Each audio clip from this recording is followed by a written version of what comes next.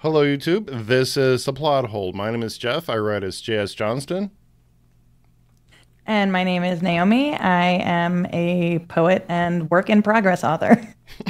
So we're doing something different here. I've been restructuring the channel because, people just aren't interested in book reviews. But so many people are writers and are really interested in watching videos about writing. So here we are. I am a self-published author. I've written 2 books. I have a third one coming out this summer. And what do you have going on, Naomi? I just submitted a poetry collection for publication. I'm working on an art proposal for a local art installment over the summer. And I have several work in progresses that I just haven't really gotten around to finishing yet. Nothing officially published yet, though. And sometimes I write on Medium. So that's basically where we are. So we thought we Yep. would make a regular podcast and just talk about writing, publishing, news, current events, just sort of whatever. Seems to be the thing to do. So here we are. So each one of us has a new story that we found that we brought with us and that we want to talk about. I briefly read Naomi's article, and I thought that was very important. Naomi, go ahead. Tell us what your article is about. This one is through The Atlantic. I think the link that I sent you wasn't. You said it was expiring, so I'm not sure how Yeah, publicly available it is because you have to subscribe to it. yeah. Um, It looks like you have to subscribe to it. So when you share that stuff, it's only for a certain amount of time. right.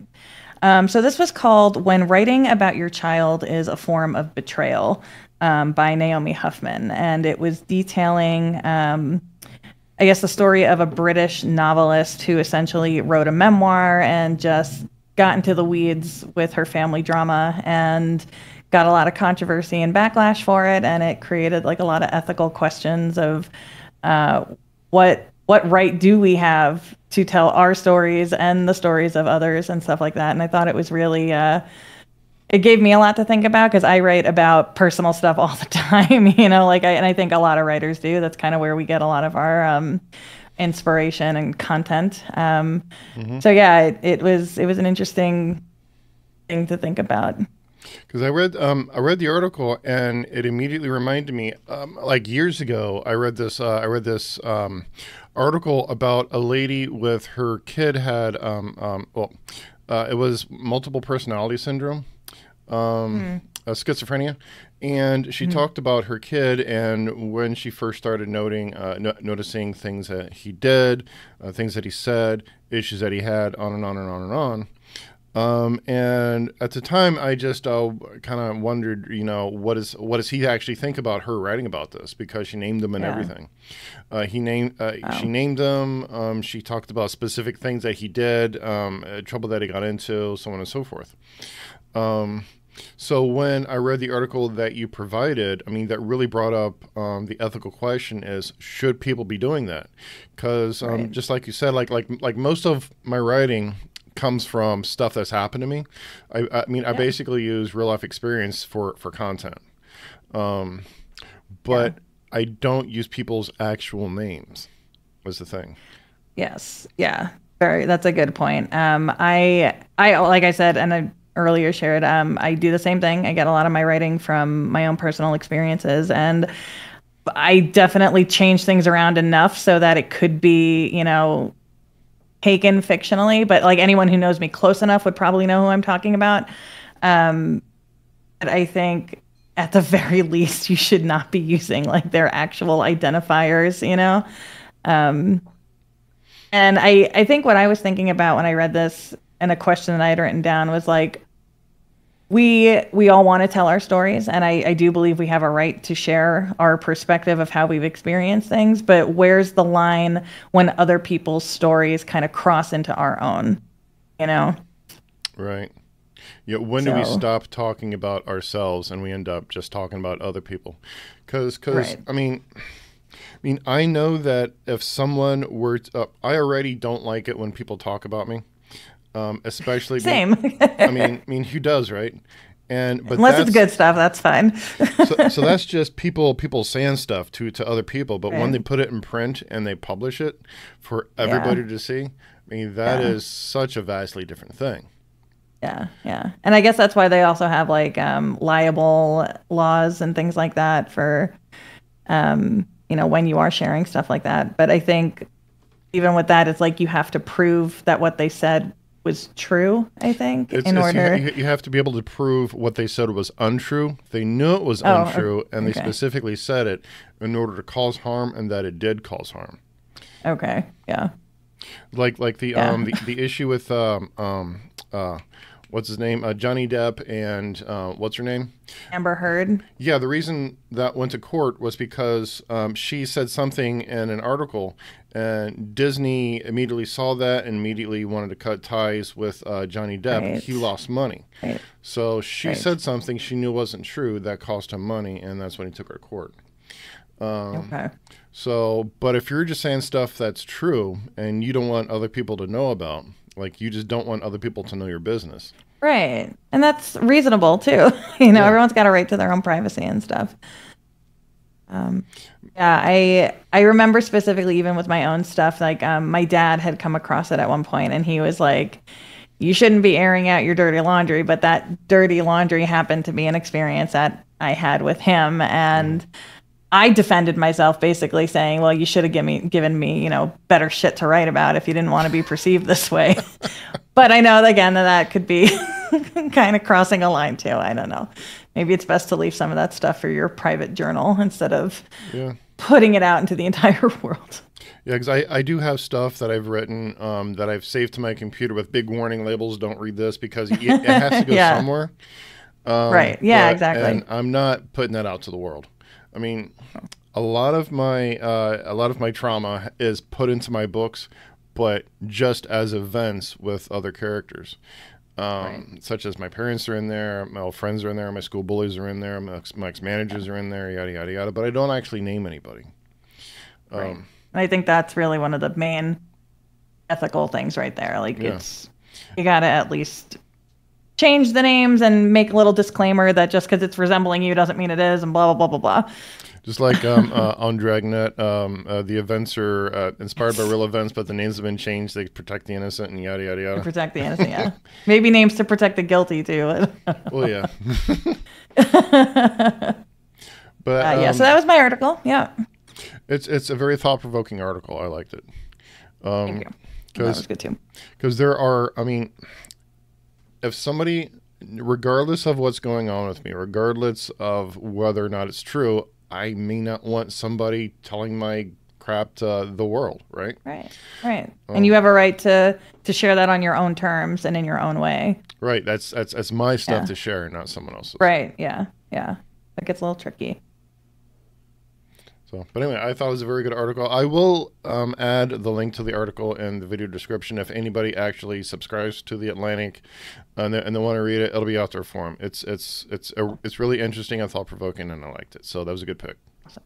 Thanks. My story is actually from NPR. It's something that's been on my mind a lot lately, and it's the use of AI to generate content. I mean, recently AI has developed to the point where it can write entire books. Entire books. Writer's worst nightmare. Yeah, so it used to be it may write like at most 1,000 words at a time, or maybe it could come up with a plot line. But now it can write entire books. So obviously there's a lot of questions around that. Yeah. So lots of ethical stuff there too. Yeah. Yeah, because I mean, over in I think it was Britain, it's somewhere over in Europe. I'm pretty sure it was Britain. They recently passed a law because these large language models like ChatGPT, they get their content basically just from the internet. A lot of times from copyrighted material. Here in the United States, there is no there's nothing that says the owner of the large language model has to disclose where it came from. Oh wow! But AI is not to the point yet where it can be creative. It's basically just getting stuff from other places. So over in Europe, they passed a law that says the owner of the large language model has to disclose where they get the sources from, so that they can step in and say, okay, this is copyrighted, you can no longer use this, and they can actually control that. There's nothing to do that in here in the United States. So people can get subscribe to these AI generators and basically just say, okay, write me a book about vampires, and make sure one of them has cancer. And there's a lady who can do magic, and just give it all these criterias, and it can generate an entire book now. And on Amazon, when you upload your manuscript to Amazon, there is a checkbox that says this was AI generated, but by default it's disabled. So, oh, really? Yeah. By default, it's disabled. So you have to manually check that if you want people to know it's AI. And do you think that's actually happening? No. Yeah. I mean, in my personal opinion, I believe there is a market for AI generated content because I'm just curious. I'm a curious guy. I want to know where the AI generated content is. I want to see what it feels like, what it sounds like, and what it's actually doing. Right. I want to know what I'm getting. And I think, oh, sorry. Sorry, go ahead. I'm curious, but I want to know what I'm getting when I get it, because there is a lot of stuff that's out there that's so crappy it feels like it's AI generated. Right, and sometimes it's not either. You can't always tell either way. Yeah. Yeah. And I think what your article had talked about was writers training their own AI to kind of mimic their own styling. That was my take? Yeah, there's AI that you can ask AI to say, write me a book in the style of Stephen King. Write me a book in the style of Jack London. Oh, wow. Write me a book in the style of Edgar Allan Poe. And it'll do it. Yeah. That doesn't sound great. I mean, on one hand, I can understand why people would find that really innovative and interesting, but from another, I guess, creative writing standpoint, it's like, no, don't do that. I mean, we work hard to generate our own voices, to come up with our own stylings, but I mean, now you can just tap a few keys, give it a prompt, write me a book in the style of Neil Gaiman. Done. Right. Yeah. God. And then that makes me think, like, what are the other reasons why people write then? You know, if it's not for your own creative expression, because it's really just going to be this. There is a lot of people out there who write specifically for money. They write to market. They write books that are popular. They follow a format. They follow a specific template. It's like a couple of months ago, Chris and I did a video where we read, I think it was called the Paper Magician, and one of my criticisms of the book is that it felt so formulaic.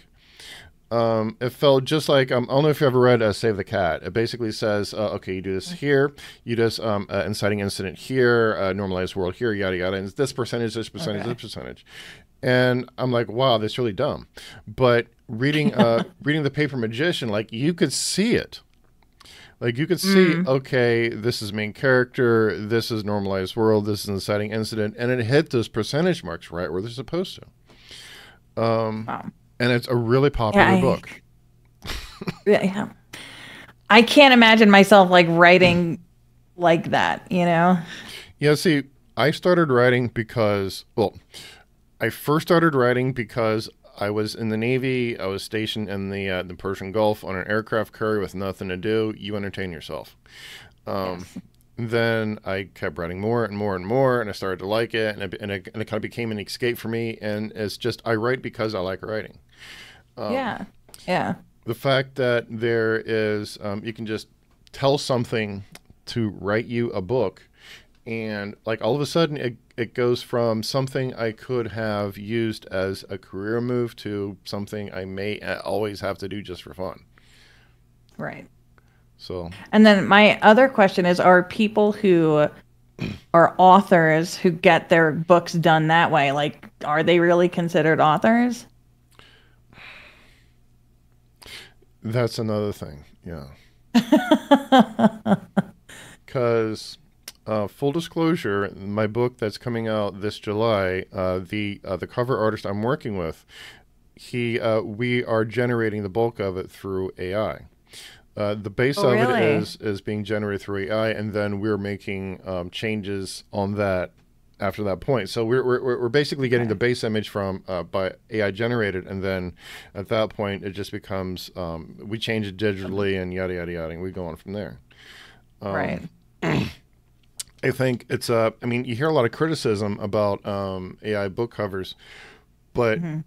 in my personal opinion, that opens up a door for people like me, an indie published author who doesn't have $1,000 to drop on a book on a cover that I'll never see back. Right. It's funny you bring that up. I recently saw a discussion on Threads going over that very thing. It was someone, it was a illustrator who was harshly critiquing the indie authors who feel like they're being overcharged for illustrations and don't you respect art and this is what I do, and basically saying our cover art is what gets people to grab your book in the first place. You wouldn't have it sold without us, and it was just going on and on. And I understand that, and I absolutely agree. Everyone, if that's your art and your livelihood and that's where you're putting your labor, yes, you should be paid and compensated accurately for it, but you should also understand that not everyone can afford those prices. And if Exactly. you're not willing to be flexible with your price points, that does create an opening for things like AI to be used, because it is a solution. Maybe not ideal, and some will argue not ethical, but it's here, you know? Hmm. So what are you gonna do? Exactly. I mean, they make a good point. I mean, the book Yeah. cover is what gets people, especially when you go on the Amazon and you say just look up a book, vampire horror. You get a shitload of book covers just splashed in front of you. So all of Right. a sudden, your book cover is competing with a ton of others to get people's attention, to make them curious and to make them click on it and want to read it. Right. So it's clear how important a good book cover is, but at the same time, charging $1,000 for a book cover immediately, all of a That knocks sudden, a lot of people out. yeah, just rolls a Yeah. ton of people out who are Right. good writers, who make good content. Immediately just rolls them out. Like it just all of a sudden Yeah. says you are no longer a part of this. Right. Thanks for playing. Yeah. Yeah. It's yeah, I feel like maybe that's like a gray area where we're still trying to figure stuff out. I'm still really I'm much more knowledgeable on AI and the ethical issues behind it now than I had been maybe a year or so ago. But there's still other things that I see where I'm like, can we make allowances for this? Is this okay? You know, um, I I definitely think we need some regulating on it, and some, like Mhm. you said, like the fact that you don't have to disclose the sources or anything like that. That's not great. You really don't have to, because I mean, when you go to a bookstore and you look at books, nobody looks to try to figure out if the cover was AI generated. That's just Right. not something you consider. Because no one's probably really even thinking about that. They're not. Yeah. All they're doing is just thinking to themselves, oh, I want to read a romance novel. Oh, there's a guy without a shirt.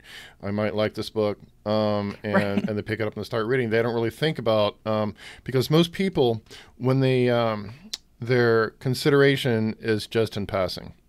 Basically, Mhm. they're bored Right. and looking for something to cure them of their boredom. So they're not really putting a lot of thought into, say, is this AI generated? Is this not? Is this book like that book? Is it not? Right. They're not doing any of that. They're just saying, oh, hey, this is an interesting looking cover. They're picking up, reading the back. Okay, this looks like like a storyline I might like, and they put it in their little basket and they go. That's it. Right. So, Yeah. but And I think you had also said that you were just using this as like a starting point, and then you mhm, were going to build and alter. I think I don't really see anything wrong with that. You know, I mean, I've even done that, like not for my own creative writing, but with I mhm, do writing for my job, and sometimes you get stuck with you're constantly having to generate content and stuff, and it's like, well, how can I make this not repetitive and redundant. So I'll go into GPT and just say like, word this, please don't repeat any words. And then I'll take that and then I'll rework it again so that it's something, a little more me, but with the help of AI. I don't really think that's, I'd allow it. I mean, I'll also use it to, it's such a good help with just finding names for characters. I used to go through websites, those baby naming websites. I need a male name that starts with a G. But if using the Copilot AI, I can just tell her, give me a male name that starts with a G that's good for a detective book. She'll come up with like 5 different ones. I'll pick one. That'll be their name, and I'll go on. I don't have to spend any more time on it other than that. I get to be so much more productive. I think that's fair. That's a good use, I think. Yeah. There's also a plugin for MS Word. I forget the name of it, but you can highlight a section and you can tell it to reword it for you. Because if a sentence sounds clunky to you, you can ask it to reword it for you, and then you could either choose one of those, or that might spark something, and then you could use that to fix it. I'll do that all day. There's also you can use it to cure your writer's block. Say, I need a fight scene between 3 people and a goat. You ask ChatGPT, Copilot, whatever, write me a fight scene, 3 people and a goat on a mountainside with a train going 90 miles an hour backwards because the engine is broke. And it will. It'll be stupid as hell. So dumb, but it'll break your writer's block, and your reader's like, "Oh my god, that is so stupid!" And then you rewrite the whole thing. It'll spark something, and you'll keep going. I mean, it does have its use. It's great for that. I love how it just breaks right through the writer's block, and you can just be so much more productive. Yeah. So I have no shame. I will use AI for that. I'd be okay with that. Going back further into this, I've also noticed an uptick in Medium articles that are like just copy pasted right out of AI, and it's gotten really bad on it. I had taken a break from writing on there for a while just because I was like, I can't compete with this. I'm getting buried by just because it was just like quantity over quality kind of thing, and people are just churning stuff out because it's easy. I can just copy paste this and get 5 articles out in a day instead of 1. So I know they've been trying to crack down on that. I don't really know how they're monitoring it though, because especially now, like, it is getting more and more difficult to tell right off the bat. The poetry you can usually always tell when it's ChatGPT or something like that, like if it's a poem. But I've had Copilot write me poems before, and they're very amusing. Yeah. I've had it write me a fable once about a talking carrot and a fox. It was cute. I mean, I would if I read that on somebody's website and I just happened to come across it and I started reading that, I would not have thought it was AI. I would have thought it was just a cute story and like, oh, that's cute, and I would have liked it and just kept on going. Right. Yeah, and that's kind of what's happening a lot, at least on Medium. Yeah, because Medium's one of those places where you really only need a couple of thousand words for an article, and right, yeah, and those AI generators, I mean, they're perfect for that. Yeah, you can just literally tell them, give me a couple of thousand words on this subject, copy and paste, done. Yeah, so that I'm not good with. No. I have an issue with, but it's like it's almost just a lot of uncharted territory, I think, with AI right now. We're still trying to see where it properly and appropriately fits in our daily lives. Because typically, I don't like seeing it phasing out creatives, though. That's upsetting. Yeah, or distressing. Because I really like writing. And I like to keep doing it, and eventually I would like to pay my bills with it. Exactly, yeah. And I don't see why we shouldn't be able to do that. Yeah, that would be nice. But the I forgot what I was going to say. Oh, sorry. I would the technology typically advances faster than ethics and litigation. Yes. That's a really good point. like for You almost don't know. Oh, I'm sorry. It keeps a delay. I keep talking over you. I'm sorry. That's okay. Because do you remember when VCRs first came out? Yes. The networks, the TV networks, the movie production studios, they got really upset because all of a sudden there was no need for anyone to make sure you're there at 8 o'clock to tune in for the special event. There was no need to go to spend however much money to go to a theater to see a movie. There was no need to be anywhere. All you have to do is set your VCR to record something, and you can watch it as many times as you want. Right. So they got real upset that this existed. Yeah. They tried to outlaw them. Yes, I keep doing that. Sorry. I was gonna say I think the same thing happened with CDs too, and just like recording stuff and like making burners and things like that. And there was all this mass copying of music and distributing it, but no one was paying for it, and that became a problem. I remember the whole the Napster deal with the recording studios suing everybody. Like one time they sued an 11-year-old girl. I mean, God. We're just making our middle school mixtapes. Come on, man. They try to sue as many people as they could, and they would set up like booby traps of downloads. Like you would download something and you would play it. All of a sudden, it would just send this ping to some server, and they would come knocking on your door wanting their money, dragging you off, totally panicked. But it was every time a new technology is invented, people start to worry that they're going to lose money.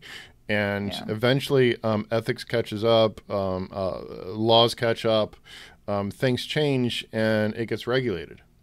Now things like Napster and the one other, LimeWire or whatever, they no longer exist because there's no reason for them. Right. Because people pay however much money for a subscription service to just stream as much stuff as they want and not have to worry about viruses or malware or anything. I do YouTube Music, and I stream all day. Yeah. I don't have to worry about download or nothing. I mean, eventually, laws catch up to where the technology is, but technology always heads up first. And in my opinion, this is just one of those issues. Everybody's crapping their pants because that's happened yet again, right? And everyone's just trying to figure out what to do about it. But I mean, so for right now, it's kind of scary because right now, Amazon is flooded with AI generated books. Yeah. And there's so many readers out there who just don't care. They want something to read. And I think it also, I know for a fact I likely have some of those AI books on my Kindle because I just didn't notice it at the time. It was like one of those 99-cent or like Kindle Unlimited things. So I was like, oh, cheap free book. All right, let me read this. And then it was only like after I was reading it where I was like, this feels like it was copy pasted off of like Wikipedia. Like what? Where did this come from? So I guarantee you, I definitely have some unintentional AI books in my library. Yeah, I probably do too because I don't really. I look to see if it's in the genre I'm interested in reading. I look to see if the page count isn't like 1,000 pages. I briefly look at the synopsis to make sure it's kind of a story that I'm interested in, and if it's on Kindle Unlimited, I'll pick it up. If it's 99 cents, I'll pick it up, and that's all the thought I'll put into it. Exactly. And then I'll start reading it. If I like it, I like it. If I don't, I don't. And I know that most other people will do that because they just don't care enough to verify, is this AI generated, is this not? All they care is do they like it or do they not? Because it's entertainment. Right. Is this something that can scratch an itch that I have in this moment right now? Exactly. Because I know all that AI stuff, it's really just pulling from other places that already works. Right. Just like how many Marvel movies have you seen? And have you noticed they all look like each other? Talk about a formula, right?